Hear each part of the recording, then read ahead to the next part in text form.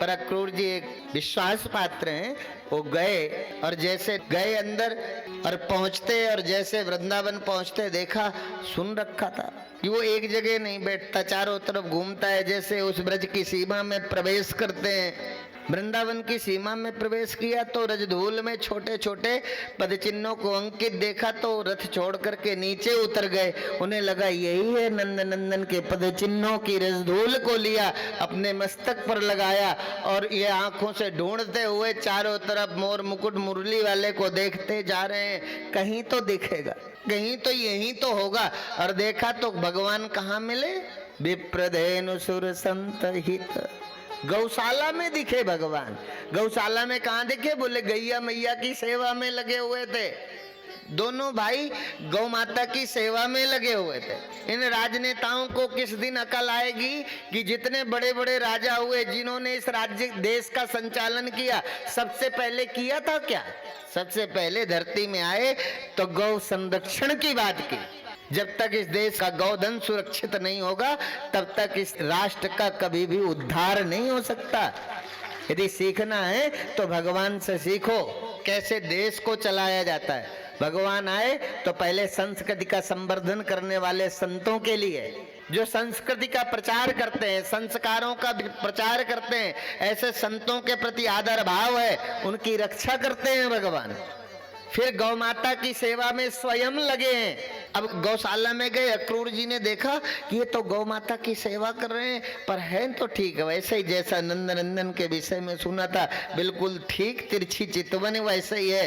तिरछा देखते हैं, तिरछा चलते हैं, टेढ़ी टांग वाले हैं, थोड़ी से सांवले हैं, सर में मोर मुकुट है और करधनी में बांसुरी को देखो, लगा बिल्कुल सही जैसा सुना था वैसे ही आकृति देखी तो देखते ही दंडाकार धरती में लेटकर प्रणाम करने लगे। और जैसे ही प्रणाम किया तो नंद नंदन ने उठा के अपने हृदय से लगाया। बोले चाचा अभी तक आप कहाँ रहे? बाबा तो आपकी रोज बात करें आपके विषय में, तो बाबा ने पहले से ही मुंह को बताए के रखे हो कि एक मेरे मित्र हैं अच्छे, उनका नाम अक्रूर है, चलो चाचा आपको लेके चलें, बाबा से मिलाए दें। अब लेकर के आए, जैसे महल में आए ला करके बाबा को आवाज लगाई, बाबा देख। बाबा ने कही कहा है गए हो लाला? बोले मैं तेरे मित्र को लाए रहा। अब देखा कौन सा मित्र आए गए हो, और जाके देखा तो देखा सामने अक्रूर जी खड़े। आज नंद बाबा हर्षित हुए, मित्र को देखा, अंदर लेके गए, बिठाया और बैठने के बाद हाल चाल पूछा, सब ठीक है, सब कुशल है, राज्य का ठीक संचालन है? अक्रूर जी ने कही बाबा बिल्कुल ठीक है, पर राजा कंस ने एक विशाल धनुष यज्ञ का आयोजन रखे, ताई का संदेश लेके मैं तेरे जोरे आयो, अर्थात मैं तेरे पास आए गए हो और संदेश है कि सारे ब्रजवासियों को यज्ञ भवन में उस धनुष यज्ञ में सबका आमंत्रण राजा कंस ने किया। अब नंद बाबा ने कही ठीक है यदि सबका आमंत्रण है तो चलो मैं चलूं। अक्रूर जी बोले आप चलो पर आपके साथ नंद नंदन चलें। अब नंद नंदन के साथ जाए की बात आई, जब बात मैया को पता चली, मैया ने कही बाबा तू जा सके, तेरे जावे के ताई मैं कोई बाधा भी ना बनूं, पर मैं लाला को तो एक दिन भी ना छोड़ सकूं, एक पल भी मैं लाला के बिना ना रही, इसलिए लाला तो न जाएगो। बाबा ने कही मैया जब दिन से लाला हमारे घर में जन्मे हो ताई दिन से कोई ना कोई रोज उत्पात होते रहे, आज भी लाला ने सारे संसार को ठीक से जाखिन के ताई ना देखो।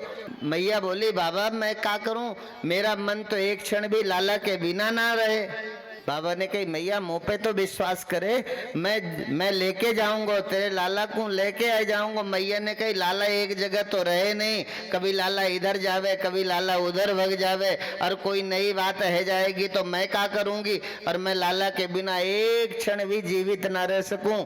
बाबा ने कही मैया अब जिम्मेदारी सब मेरी है, तेरे लाला को खरोंच भी ना आ सके और मैं तेरी लाला की देख रेख करूंगा, और लाला भी जाए के देख लेगा और एक राजा यज्ञ करे तो बड़ा सुंदर नगर सजा होगा और लाला भी देखेगा। अब मैया ने सोची मैया को समझाए कि बाबा लाला के साथ, और जैसे ही वृंदावन से मथुरा की ओर, ठीक है ना, वृंदावन से मथुरा की ओर जब रथ बढ़ता, अक्रूर जी रथ चलाते, जब बात ब्रज की गोपिकाओं को पता चल गई कि आज नंद बाबा के साथ नंद नंदन तो चुपचाप मथुरा जा रहे, लंबे समय के जा रहे, सारी गोपिकाओं ने आकर आज अक्रूर जी का रथ रोक लिया और गोपिकाएं कहने लगी, लाला वाह, आपने तो खेल में हमसे कही थी कि हम एक पग भी इस वृंदावन को छोड़ के बाहर न जा सकूं, और आज तुम चुपचाप मथुरा जा रहे और हमको बताई तक नहीं। सारी देवियों ने रथ रोका। लाला ने कहा, मैंने कहा बोले वृंदावनम परित्यज्य पादमेकम न गच्छति, पादम एकम न गच्छति, एक पैर भी मैं वृंदावन के बाहर नहीं रखूंगा, ऐसा नंद नंदन ने गोपियों के साथ वादा किया था। आज गोपिकाओं ने जब व्रत घेरा, नंद नंदन ने सोचा ये गोपिकाएं जाने न देंगी, और तो बुला के पीछे कही, मैं कहीं नहीं जा रहा हूं। सारी गोपिकाएं जब पीछे आई, लाला ने कही, चाचा रथ दौड़ाए दे, और जैसे ही रथ दौड़ायो और रथ सीधे मथुरा की ओर बढ़ो, रथ धूल उठी जोर के साथ। लाला आंखों से ओझल हो गए, पर सारी व्रज देवियां खड़े खड़े नंद नंदन को निहारती रहीं। ऐसी खड़ी हैं पाषाण प्रतिमा की तरह। जब देवियां नंद नंदन को देखती रहीं तो अद्भुत, हम श्याम बिन जीना सकेंगे,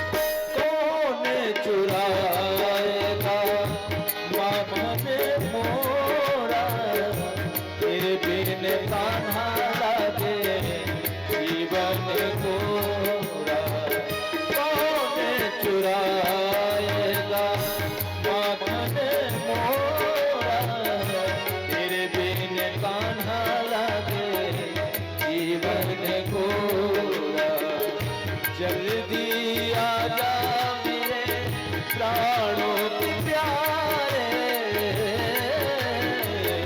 हम श्याम बिन जी ना सकेंगे, हम श्याम बिन जी ना सकेंगे, करते जुदाई का, करते जुदाई का सहना सकेंगे, ओ हम श्याम बिन जीना सकेंगे, हम श्याम बिन जीना सकेंगे।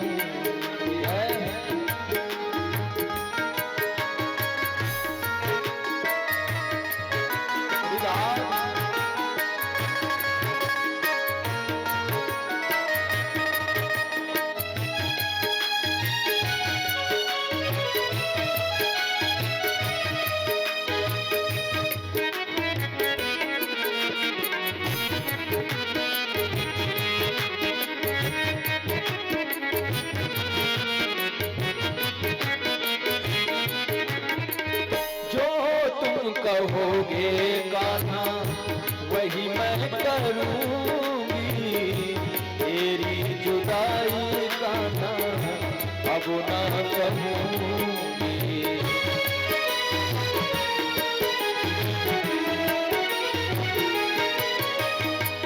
जो तुम कहोगे कान्हा वही मैं करूंगी, तेरी जुदाई कान्हा अब ना कहूंगी। रो रही राधा तेरी ओ गिरधारी,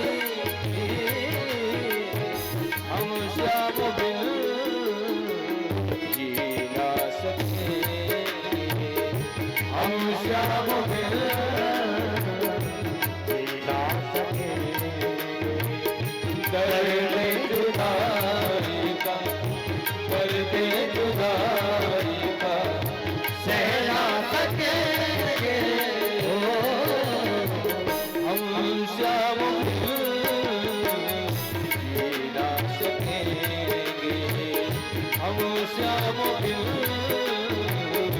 जी ना सकेंगे, जी ना सकेंगे, जी ना सकेंगे, जी ना सकेंगे। आज नंदन की याद में सारी गोपिकाएं अपने यहाँ आई और जैसे ही वापस रथ मथुरा पहुंचता, मथुरा के बाहर ही आज नंदन ने कहा चाचा रथ नायक रोक दे। बाबा ने कही रथ काय बात पे रोक दे, अभी राजमहल तो दूर है। लाला ने कही बाबा नायक रोक दे, मैं 1-2 दिन बाहर रह के सारे मथुरा को देख सकूं। ये मथुरा मेरा जो ननिहाल है, जो मेरा ममाना है, ये कैसा बना। बाबा ने कही लाला देख चुपचाप बैठ जा, मैं एक क्षण भी तू को अलग ना है जान दूंगा। मैया ने बड़ी मुश्किल के ताई तेरे को भेजे हो। लाला ने कहा बाबा मैया की बात अलग है, पर बाबा को भी अपने लाला पे नेक भी विश्वास ना है। अब तेरो लाला बाबा छोटो ना है रहे हो, अब लाला बड़ा है गए हो, और कोई भी बात ऐसी ना करेगो जा बात पे कोई भी बाबा के पास शिकायत आए जाए, मैं कुछ भी ना करूंगा गलत। बाबा को फुसलाए कि आज लाला वापस उतर गए और लाला अपने गोप वालों के साथ गांव के बाहर एक बगीचे में ठहर गए। और बगीचे में ठहरे जैसे, और देखते देखते सारे बाहर से सारा निरीक्षण करने के बाद चुपचाप जैसे भगवान दूसरे दिन एक यज्ञ मंडप में प्रवेश करते हैं और वहां रखे हुए धनुष को तोड़ देते हैं। और वहां रखे हुए धनुष को तोड़ा, उस धनुष की गर्जना के साथ जो कंस को लगा एक धनुष टूटा और लगा ये मेरा काल ही है, इतने विशाल धनुष को कैसे तोड़ सकते। किसी भी काम में ईमानदार होना। मैंने कल कहा था न साधु बनना पाप है, न गृहस्थ बनना पाप है। पाप तो कुछ भी नहीं है, खिचड़ी पकाना पाप है। अर्थात हम जहाँ हैं ईमानदार हो, साधु हैं ईमानदार हैं। हमारे जीवन में ईमानदारी नहीं है। हम सब ईमानदारी का अहंकार तो लिए हैं, हम अच्छे वर्कर नहीं है, जिसके यहाँ काम करते ईमानदारी से नहीं करते, बैठे हैं सब। जो करना चाहिए, तुम्हारा पैसा, यदि कोई मालिक हमें पैसा देता है इसलिए देता है कि वो हमारे पर, हमें मालिक के इशारे का ध्यान रखना। इस माइक और संगीत की तरह यदि हो ना, ऐसे साथ वालों की तरह हो तो देश की तो सुरक्षा हो गई। देश की सीमा में खड़े हुए जवानों से वफादारी क्या होती है यदि सीखना है तो किसी आर्मी और मिलिट्री वाले से सीखो जो सीमा पर खड़ा है। वफादारी क्या है, पैसा 1 रुपए कम न चाहिए, मेहनता न, और ध्यान हमारा कहीं रहे। जिस बात का पैसा मिलता है उसके प्रति समर्पित रहना सीखो, जहां भी जो है, ठीक है ना। हम जहां से जिससे पैसा लेते हैं समर्पित हो उसके लिए, क्योंकि इस बात का हमें पैसा मिलता है। हम नौकरी करते हैं तो मालिक के लिए समर्पित हो। मालिक के उत्थान से हमारा हृदय न जले कि वो बड़ा आदमी हो गया, अब तो फैक्ट्री में ज्यादा माल सप्लाई हो रहा है, तो ज्यादा हो रहा है, ये तुम्हारी ईमानदारी है, पर वो तुम्हें वेतन नहीं दे रहा। वेतन तो दे रहा है ना। हाँ, तुम्हारा काम नहीं चलता तो तुम नौकरी छोड़ सकते हो, तुम्हें वेतन बढ़ाने की बात कह सकते हो, या वेतन कम मिल रहा है तो जहाँ वेतन ज्यादा मिलता है आप अच्छा काम कर ले तो वहां चले जाओ। पर जहां हो, जितनी देर हो, जिस, एक पिता हो तो ईमानदार पिता बनो ना, एक माँ हो तो ईमानदार माँ बनो, ईमानदार भाई बनो, ईमानदार बहन बनो। यदि हम ईमानदार हैं, जो हैं 100% हैं, और यदि हम 100% हैं तो दुख क्या है। यदि हम साधु 100% हैं तो हैं। इसलिए इन सब का ध्यान रखना।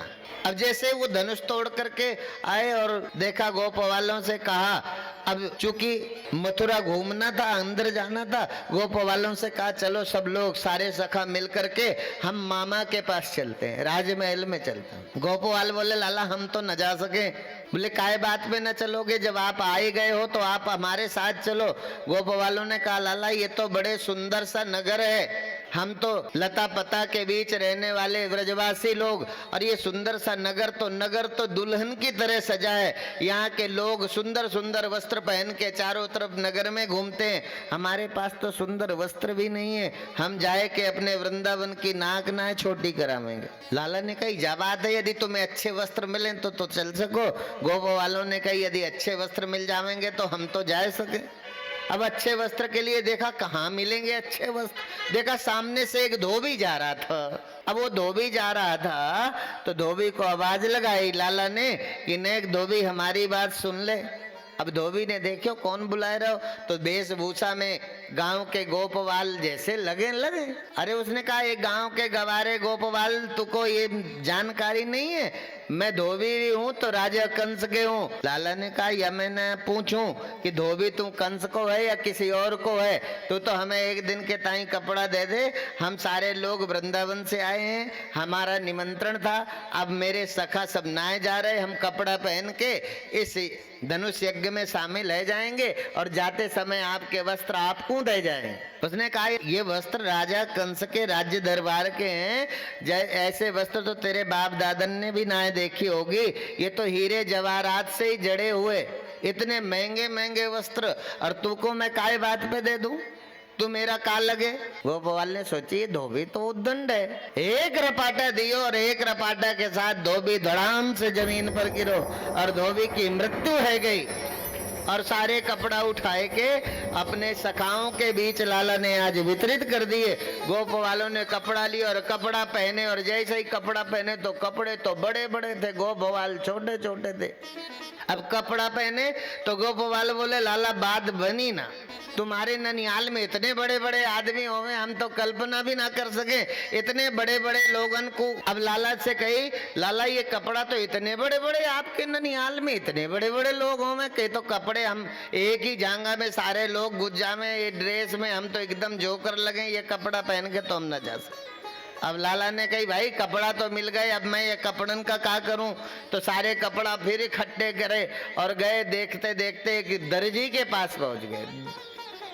दर्जी भक्त था, उसने नंदन की रूप माधुरी को जैसे ही देखा उठ के खड़ा हो गया, प्रणाम किया। बोले कहाँ से आए? बोले हम वृंदावन से आए हैं, ब्रजवासी हैं, और हमें कंस ने आपके राजा ने निमंत्रण दियो और हम यज्ञ में शामिल होवे के ताई, पर हमारे अब सखाओं के पास वस्त्र नहीं है, आप हमारा एक कम कर सको। बोले कहा? बोले वस्त्र तो हैं पर हमारे सखाओं के नाप के बनाए दो। लौंग इलायची अभिवादन में भगवान के सामने समर्पित की, सबका नाप लिया और सबके नाप के वस्त्र बनाए के जैसे ठीक कियो, और ताई के बाद पहन के देखा।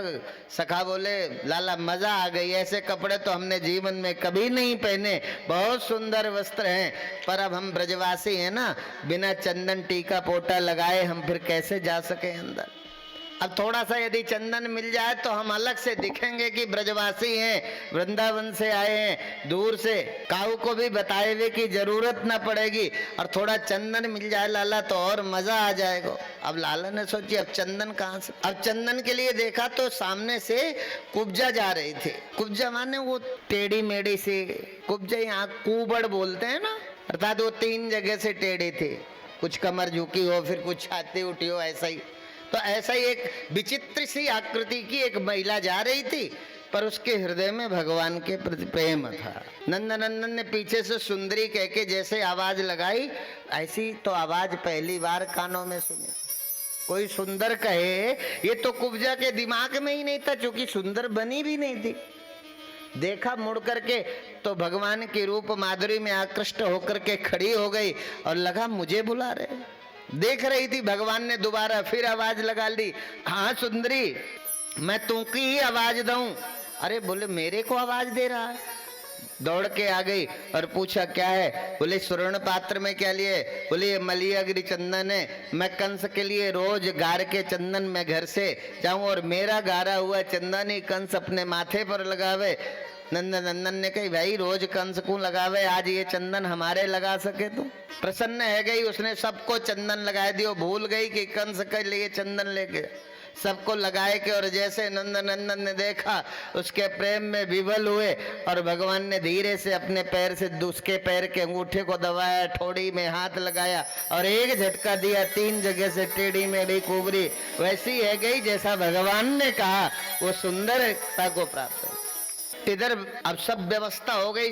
अब गोप वालों के साथ मिलकर के आयोजन के उस मल्ल युद्ध में जाते, तो भगवान को मारने की जो योजना कंस ने बनाई यह था कि दरवाजे के मुख्य गेट पर 2 हाथी को लगा दिया, कुबलिया पीठ हाथी, पहलवान लेकर के खड़ा हो गया और सोचा कि यहाँ से आएंगे तो यहीं बालकों को मरवाए दे, और यदि बच गए तो अंदर मुष्टिक और चारूण नाम के राजा कंस के सबसे बलवान पहलवान उस दंगल में खड़े हुए थे, मल्ल युद्ध होना था। लगा यदि वहां से बच के आए तो मुष्टिक और चारूढ़ से मैं अपने काल को खत्म करा दूं। भगवान को मारने की संपूर्ण योजना तैयार थी। आज नंदन जैसे प्रवेश करते और पहलवान ने कोवल्या पीठ हाथी को फुलकार दिया और हाथी ने तुरंत नंदन को सूंड पर लपेटा और जैसे जमीन में पटकना चाहा, देखते देखते नंदन ने हाथी को जमीन पे पटका, प्राण पखेड़ो उड़े, दोनों दांत उखाड़े। दोनों भाइयों ने एक एक दांत कंधे पर रखे और मल्लशाला में पहुंचे। और जैसे ही मल्लशाला में पहुंचे तो मुष्टिक चारूढ़ खड़े हुए थे। मुष्टिक चारूढ़ खड़े हुए थे और एक बड़ी समाज मल्लशाला में खड़ी थी दर्शन के लिए। तो खड़ी हुई समाज ने भगवान को अनेक रूपों में देखा। बोले मल्लानाम सजनाम नरवर स्त्रीणाम स्मरो मूर्तिमानः गोपानां सजनो सतां चितभुजां शास्त्वा स्वपित्रो शिशु मृत्युर्भोजपतेर्विराट विदुषां तत्त्वं परं योगिनां वृष्णीनां परदेवतीत विदितो रंगम गता साग्रजः। खड़े तो बोले मल्ला नाम ससिंगणा। जो वहां पहलवान खड़े हुए थे मुष्टिक और चारूढ़, उन्हें भगवान वज्र के समान लग रहे थे।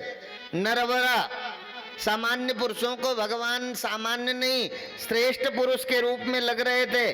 और बोले स्त्रियों को मूर्तिमान स्वयं कामदेव के रूप में भगवान दिखाई दे रहे थे। और गोपों को अपने स्वजन के परिजनों के रूप में भगवान का दर्शन होने लगा। और दुष्ट राजाओं को दंड देने वाले शासक के रूप में भगवान का दर्शन हो रहा था। और जो माता पिता की उम्र में थे उन्हें अपने पुत्र के रूप में भगवान का दर्शन होने लगा। भक्त थे तो बोले भक्तों के हृदय में भगवान, भक्तों को जो दिख रहे थे वहां खड़े नंदन, वो सगुण साकार रूप में ऐसा लग रहा था जैसे मोर मुकुट मुरली वाला आज साक्षात प्रकट होकर के हमें दर्शन दे रहा है। तो भक्तों के लिए भगवान लगते थे, दुष्ट राजाओं के लिए दंड देने वाले शासक के समान आज भगवान लग रहे थे। इसी क्रम को आगे बढ़ाते तो कहते हैं मुष्टिक और चारूढ़ जैसे लड़ने को तैयार हुए। नंदन बोले भैया तुम्हारे शरीर में 10,000 हाथियों को बल, हम नेक से बालक, हमारे साथ तुम्हारी कोई जोड़ी ना बन सके, हम आपस में कैसे लड़ेंगे।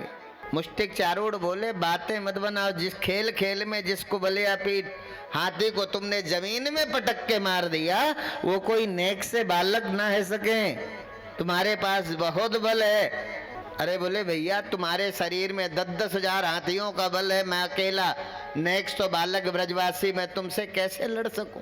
सारे लोग खड़े हो गए। बोले नेक्स्ट से बालक के साथ बड़े बड़े विशालकाय शरीर वाले पहलवान लड़े, ये अधर्म हम ना देख सके। सारे खड़े हो गए पर भगवान चित्चोर कन्हैया की रूप माधुरी ने ऐसा उनके चित्त को चुराया कि कदम वापस ही नहीं जा रहे थे। सारे खड़े होकर के देखने लगे और भगवान ने नहीं माने तो कुश्ती प्रारंभ होती। तो चारूढ़ के साथ कृष्ण और मुष्टिक के साथ बलराम, दोनों भाइयों का जब मल्ल युद्ध तय हुआ, देखते देखते बलराम जी ने मुष्टिक को मार दिया और भगवान कृष्ण ने चारूढ़ को पटक के जमीन में मारा। और जैसे ही मारा तो मौत से विवल होकर के जोर से कंस चिल्लाया, इस नंदन को बाहर करो राज्य, ऐसा कहता। और भगवान ने छलांग लगाई, जहाँ राज सिंहासन में कंस बैठा हुआ था पहुंचे और चोटी पकड़ करके एक रपाटा दी और वो जमीन में गिरे, धड़ाम से गिरा और प्राण पखेड़ हुए। इस तरह से कंस का वध हुआ। तब कंस की पत्नी और कंस को मारने के बाद भगवान अपने माता पिता के पास गए और कहने लगे मातरम पितरम वृद्धम भार्यम साध्वीं सुतम शिशुम गुरुम विप्रम प्रपन्नम च कल्पो विव्रच वसन्मृतः। आज भगवान माता पिता को बंदी गृह से मुक्त करते हैं और सामने हाथ जोड़ करके खड़े हुए और कहने लगे जो मनुष्य समर्थ होते हुए अपने वृद्ध माता पिता, पतिव्रता स्त्री, पुत्र, बालक, ब्राह्मण और शरणागत का पालन नहीं करता, वह मनुष्य जीवन मनुष्य नहीं, जीवन मृतक के समान है। और हमने आपसे मिलने में इतनी देर की है, हमें कोई आने भी नहीं देता था, हम आ भी नहीं सकते थे। हमारे देर से आने के लिए हमें क्षमा करें। आज भगवान ने अपने माता पिता से इस बात की गलती मानी कि हमने आपको बंदी गृह से देर में मुक्त किया।